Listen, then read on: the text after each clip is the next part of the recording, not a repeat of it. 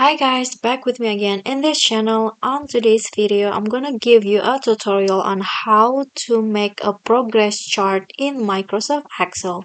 So here I've already have a sales data and I want to make the progress chart from this cells right here. So what you guys can do is you can just use the wrap function in here and then parentheses, and here click on double quotation and use, I don't know what this called, but this right straight line symbols in your keyboard, and then double quotation again, and then here click on semicolon and choose these cells, and then close it with parentheses and click on enter.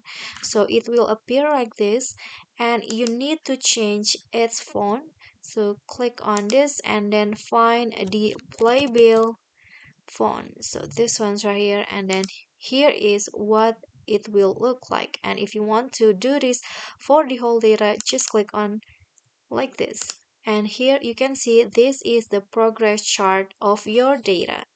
Okay guys, so that's all for me. If you got any question, feel free to drop them in a comment, and if you think this video is helpful, don't forget to click like and subscribe for more content. I'll catch you all in the following videos.